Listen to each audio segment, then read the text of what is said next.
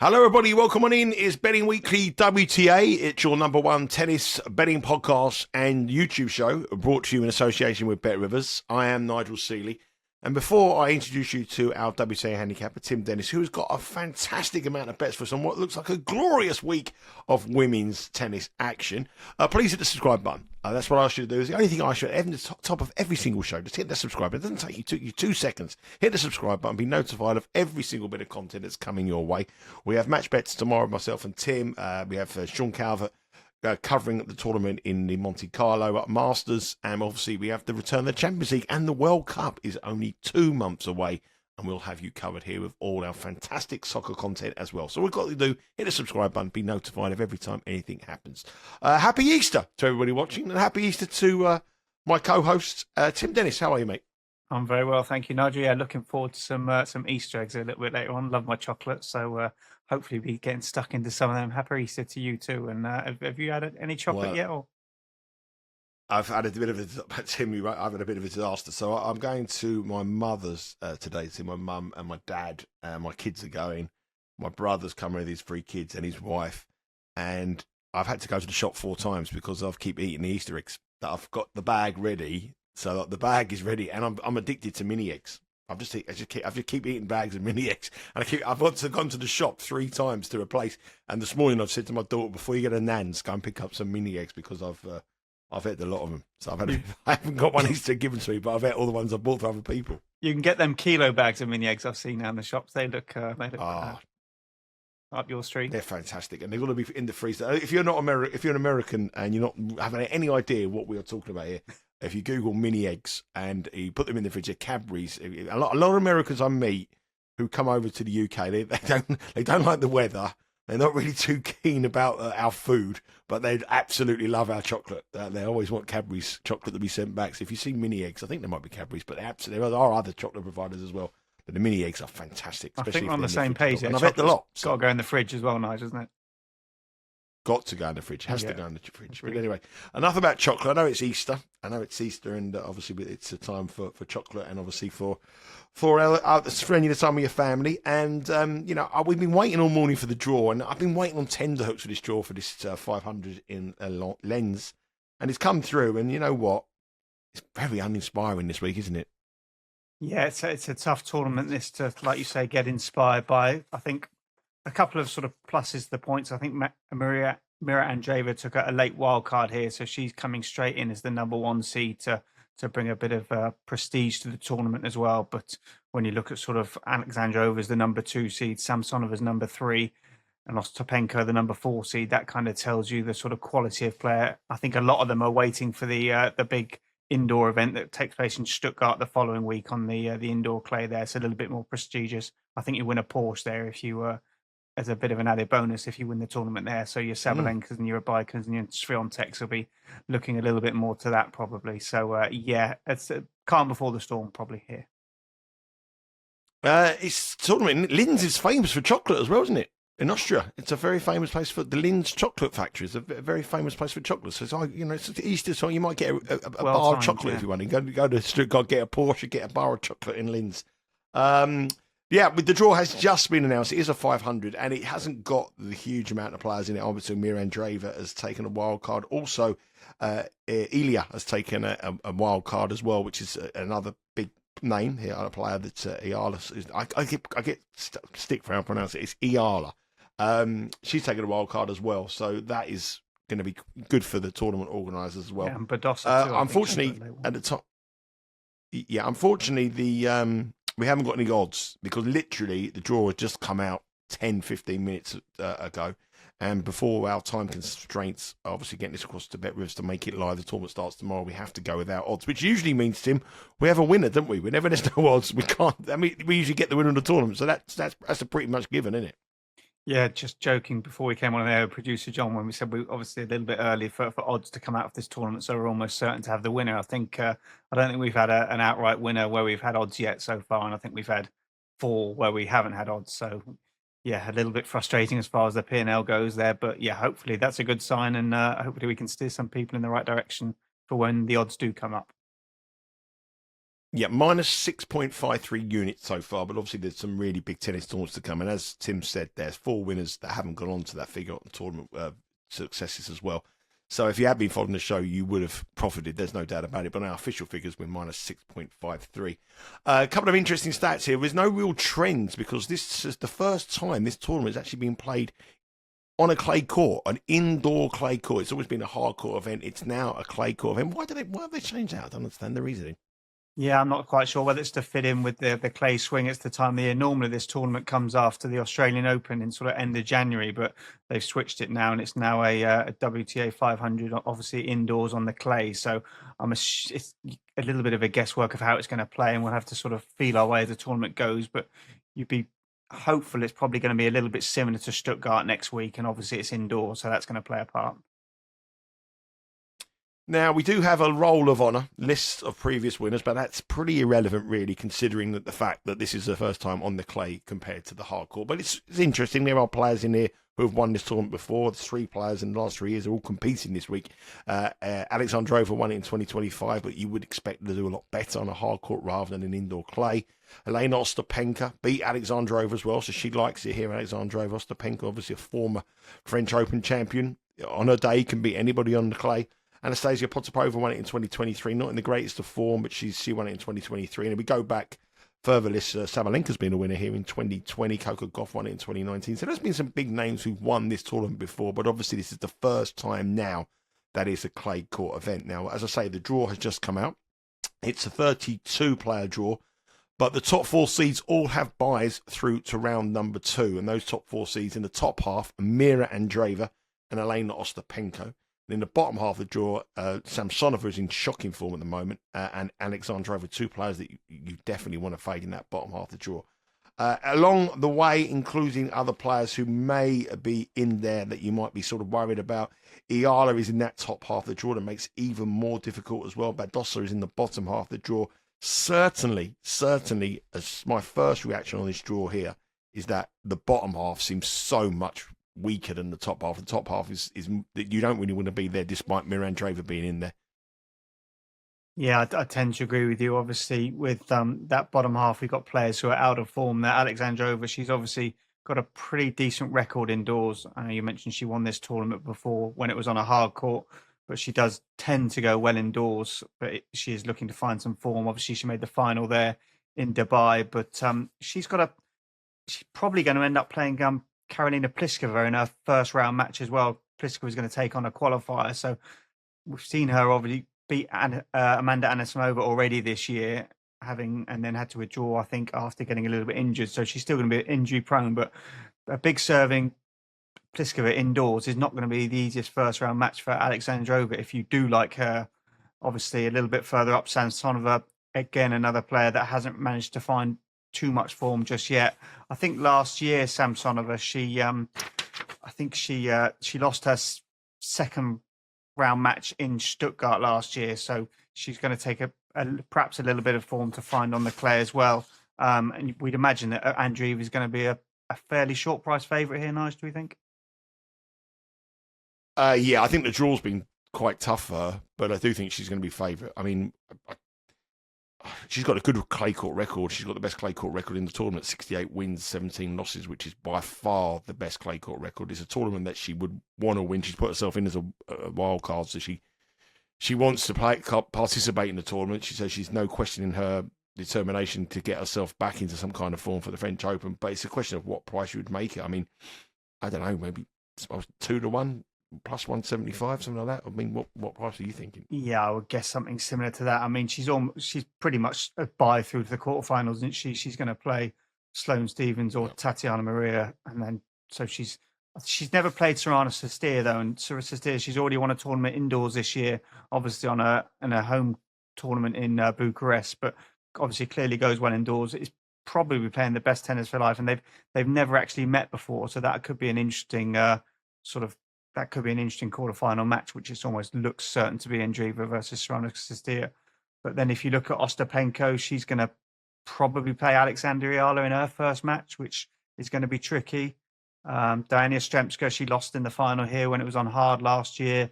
Obviously, she's in that same section. So yeah, you can think Andreeva is going to be favourite, but I wouldn't be hugely surprised if Sestia in her first head-to-head match gave her something to think about. I think with Andreeva, Yeah, I she's didn't going to run. be sorry. No, I think she's going to be quite Sorry. glad to be back in Europe, isn't she? She obviously had a few issues there out in America, got on the wrong side of the crowd, and for the first time in many months, she's going to be back playing in Europe in a little bit sort of calmer conditions as far as crowds go, being on her back. So I think that might stand her in good stead. I did go when I gave you the projected draw. I didn't tell you the likely quarterfinalists. So Andreeva, and then we told them we got the buys to forces. Andreeva will play Kostia. Ostapenko will play the American Lee.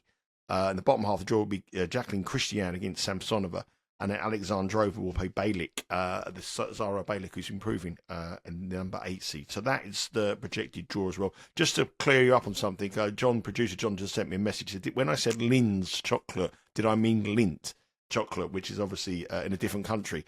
John, of course I didn't mean that. I have been to Linz before, and you need to go to Chocolat Linz, which is number 5 Hernstraat in Austria. It's one of the best chocolate shops in Linz. I am a master. Do you honestly think that I'd make a silly mistake like that? Not a chance. I knew exactly what I was talking about. Anyway, that we think Andreeva was going to be the. I did make a mistake. I did think Andreeva was going to be she's going to be the clear favourite here at. We would guess around about 2-1 plus 175. I don't know. But I mean, I quite like one in the bottom half of the draw actually, because I think I would expect Andreeva to win it. Obviously, you've got Iala there. You've got Ostapenko in there as well, who are going to be dangerous. And I think the bottom half, the Samsonova and Alexandrova, despite Alexandrova's record in this tournament, I think she's opposable. I think Samsonova is absolutely in a funk at the moment. She's in really bad form. Clay court is not her service at all. And I think you've got opportunities here. You've got Udvardi, who's in the final over in Colombia. She's going to be jet lagged. I mean, she just played a massive match last night at the semi-final, 7-6 in a final set. She got a final today. I can't see her coming here. Balic's playing well, but she got beat by Bencic last week in Charlestown. And the one I like here is Jacqueline Christian each way. I think the number 6 seed. I think if you look at her record in these kind of tournaments, it's very good. She got to the final in the tournament in Morocco last year on clay, beat Osorio. She got beat by Maya Joint in the final. French Open, she did okay. She got to round 3, where she got beat by Iga Swiatek, which she put up a good fight against Iga Swiatek, 7-5 in the final set. And then in a home tournament at the end of last year in Romania, she got to the semi-finals, where she got beat by Begu and beat Udvardi in the quarterfinal. She's got a very, very good clay record. If you look at her record on clay, it's very impressive. 12-6 last year, 16-10 the year before. She's the best Romanian clay court player. Obviously, the other Romanian in the draw is Kostia, who's the higher ranking. But I think on clay, Jacqueline Christian would be someone I want to bet. Kostia's in the bottom, the other half of the draw, which is tougher. And I think you've got to get someone each way in that bottom half who could come through and pick up the place money.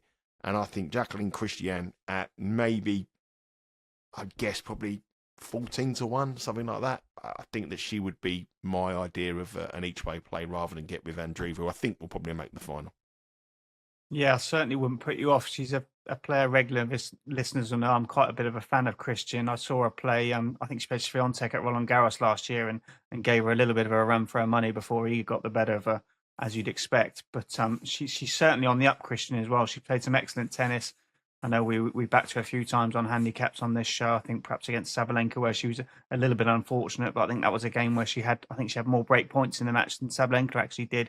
Just wasn't able to take them. So a player who is capable of playing decent tennis at a high level, she'll probably end up playing perhaps Potapova in her home tournament in her sort of second round match, because she's only got a qualifier first up.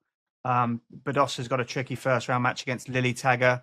She obviously won 2025 Junior Roland Garros, and she's already made a tour final as well. A real up and comer, obviously a home player as well, so she's going to have a lot of support. So a tough opener there for Badossa, who's we spoke about many times, looks a shadow of the former player she used to be as well. So I think if I was looking at taking probably one from either half of the draw, and I'd agree with you, Nigel. Christian was going to be my one in the bottom half. against a lot of players who are largely out of form. We've already mentioned Samsonova and Alexandrova being in that kind of bracket. And Christian will be the one at the bottom half for me. Yeah, we're hoping for a little bit bigger than was predicted, around about 14-1, because I think I think that'd be a nice price. So yeah, Christiane will be our bet. You got to remember as well, she played Potapova 3 times. This is a match that Potapova is going to be up for when our home tournament. She's played her 3 times, and she leads 2-1 on the head-to-head, Christiane. And the 2 times they met on clay, Christiane's won both of them. So that's a little bit of a plus point for her if they played against Potapova here. So we're going to go for Potapova in the bottom half of the draw. Check out the Bet Rivers website. Make sure you look for the prices that come about there. Download the app. I'm guessing those prices will be out later on today when this show goes live. But we're predicting around about 14-1, hopefully a little bit more. And each way bet, the recommendation for us there on Jacqueline Christian. And you say you got one in the top half. Who do you like in the top half? Yeah, I think if I was going to put one in the top half as well, I think I would go with Sorana Cisterneo. I think she's playing the best tennis of her career. As I mentioned there before, she does go well indoors. I think she's almost certain to meet Andreeva in that quarterfinal, as it looks on that paper there. They've never met before, so I don't think she's going to be scared of Andreeva, the kind of tennis Andreeva's been playing of late. So I think with a decent record indoors, and whether this was kind of a last minute thing for Andreeva coming here, obviously she took a late wild card, so I can't imagine she sort of prepared too much to come here.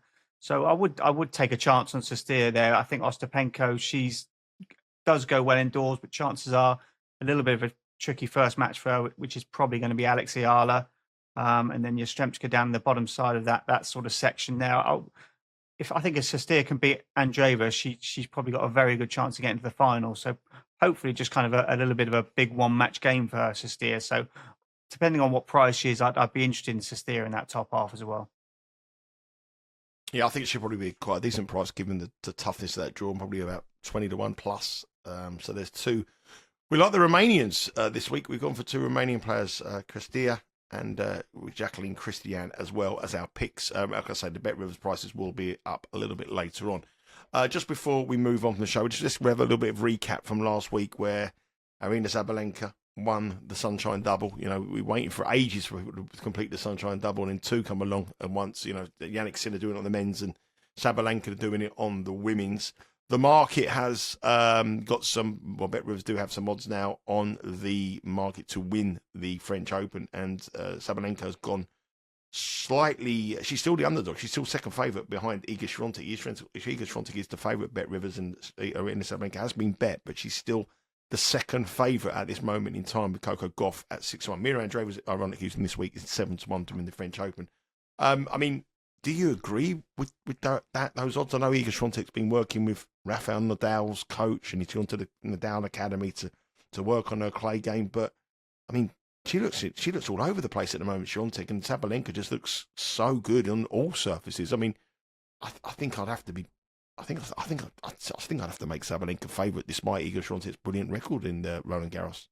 Yeah, Sabalenka, she's certainly the more solid of the 2, isn't she? I think you can probably set your watch a little bit more like her and Swiatek it's probably the second time in 12 months now. She's got a few more questions to ask. Obviously, she's employed another coach there, having got rid of Wim Fissette there, although teamed up with the guy that helped Rafa Nadal for so many years, and she's obviously been looking to work with Nadal at his academy in these past weeks we've seen on social media there. So she's obviously looking to I assume that regaining her Roland Garros title is probably her biggest goal of the year as far as Swiatek goes. But we know Sabalenka's got some past history there. She hasn't won Roland Garros. She had a real tough defeat there to Coco Gauff in the final last year. And I just get the feeling Sabalenka, she might be a player who she likes perhaps ticking a few of these boxes off. She obviously did that in the Sunshine Double in Miami. Funnily enough, she's never won the tournament coming up in Stuttgart. She's always talked about wanting to get her hands on one of those free Porsches, which obviously she probably needs because she hasn't got enough money to buy one herself, I guess. But so maybe that's another box you might look at her ticking off. I think she's going to be a kind of player who, obviously, she's never won Wimbledon either. So there's a few big goals I think she might have her eye on this year, and it'll be really interesting to see how she can get those done, because in the past we have seen her have a few wobbles in finals. Obviously, we've mentioned that to Coco Gauff in Roland Garros last year. but she seems to be maturing all the time and perhaps getting to the peak of her powers as far as her level goes. And I think Swiatek, she's one with a few more questions to answer. So yeah, I think she probably should be favourite, shouldn't she, Sabalenka? I think she's got to be favourite this time. I know Iga Swiatek has got this was unplayable and unbeatable on clay for so long, but I think the aura's gone from her now. I think, and it's not as slow as it used to be, Roland Garros. So, and I think the market's slightly wrong there. I'll be very surprised if Sabalenka's not favourite when the tournament starts next month. And we'll have you covered here on hopefully a little bit more exciting than the offering we have this week. Hopefully we'll have the winner this week and the winner of the French Open as well. So we'll have it covered. Remember, what we do have now is we have lots of stuff on the app. If you are looking for betting angles, check out the top picks newsfeed in your BetRivers app. The BetRivers Banter newsfeed is filled with picks from BetRivers network personalities and more handicappers to give you expert insights. Tap the top picks icon in your BetRivers app to get the latest tips. So, and the team are in action next week on the BetRivers Banter stuff there with their top picks on the Champions League, and I'll be doing stuff from Monte Carlo where I'll be from Wednesday. And you can follow me over there on our socials at Because We Win. Myself and Tim will be back tomorrow. We'll be looking at the first round matches over in Linz and hoping to get some winners there as well. Tim, have a good day. Enjoy your Easter bank holiday, and we'll be back tomorrow with some bets, official plays, and it's got a busy week of tennis as well with the Monte Carlo tournament as well, the 1000 over in clay. The tennis season starting. I know it's not the most glamorous of tournaments over in Austria, but it feels like we're getting into the nitty gritty of the season, and hopefully we can cash it. Doesn't matter where you cash a winner. Doesn't matter if it's in Linz in Austria or at Flushing Meadow for the US Open. A winner pays the same, doesn't it, Tim? Yeah, absolutely does. Yeah, and make sure you go easy on that chocolate, Nigel. I will, mate. I've got a strict diet. Got a strict diet to sort out. I've been playing golf yesterday, so I need to work it off. I need to get back into some shape. So I will, mate. To be fair, I'm all shocked that I ate so much in the last 4 days that I can't eat anymore. Anyway, it's been a very expensive Easter for me, eating all the chocolate before I've given them away. Hopefully you enjoyed the show. And when the odds come out, give us your picks, what you think. But we're going for 2 Romanians here.